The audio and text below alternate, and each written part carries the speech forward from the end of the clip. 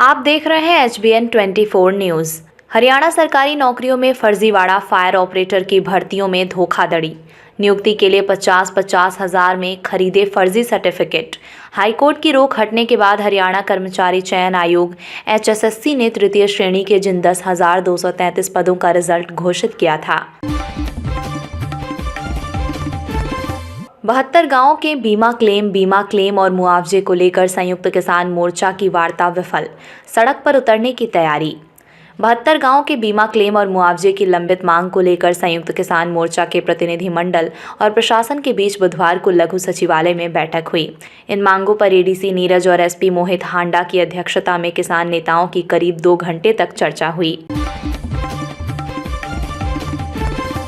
हरियाणा के सहकारिता विभाग में हुए 100 करोड़ के घोटाले की खुलेंगी एक-एक परतें।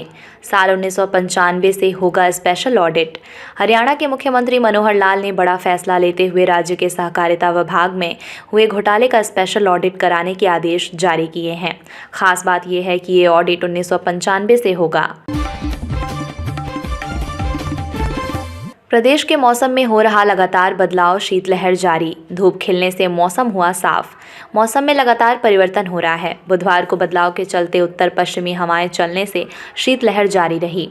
जिले में 7.4 किलोमीटर प्रति घंटा की रफ्तार से हवा चली। दिन के समय जिले में वर्षा की हल्की बौछार हुई। इसके चलते लोग ठंड से बचते दिखे। 4 आरोपियों में से एक को राहत, आजीवन कारावास के बदले मिली 10 साल की सजा।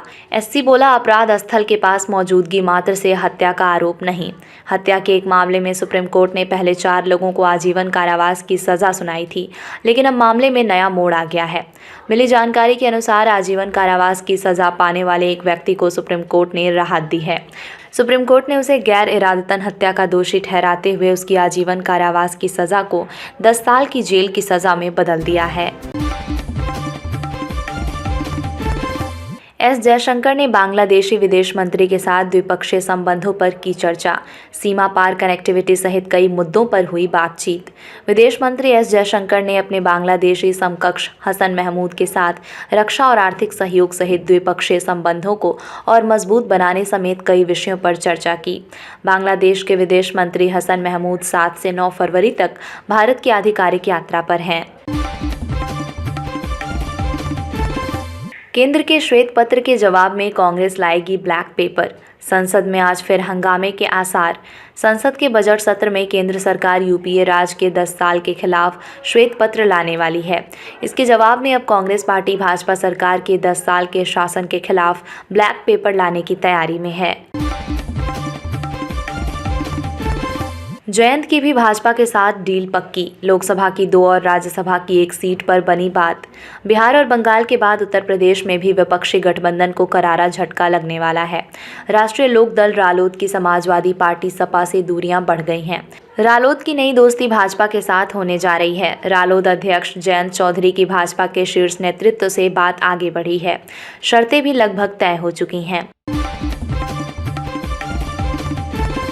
आदिल राशिद की फिरकी का चला जादू। नाइट राइडर्स के 8 बैटर्स दहाई अंक में भी नहीं पहुंच पाए। Leg spinner Adil Rashid 4 wicket की बेहतरीन गेंदबाजी की मदद से शारजाह वॉरियर्स ने ILT20 टूर्नामेंट में आबू धाबी नाइट राइडर्स को 7 विकेट से हराया। राशिद के फिरके में नाइट राइडर्स के बल्लेबाज पूरी तरह उलझ गए और टीम 17.1 ओवर में महज 94 रन पर ढेर हो गई।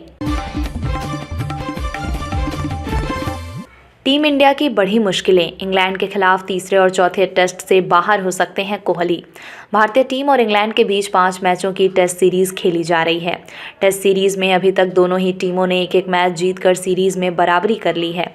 अब राजकोट में होने वाले तीसरे टेस्ट मैच को जीतकर दोनों टीमें सीरीज में बढ़त हासिल करने के इरादे में हैं, लेकिन मेजबान टीम की मुश्किलें बढ़ गई हैं।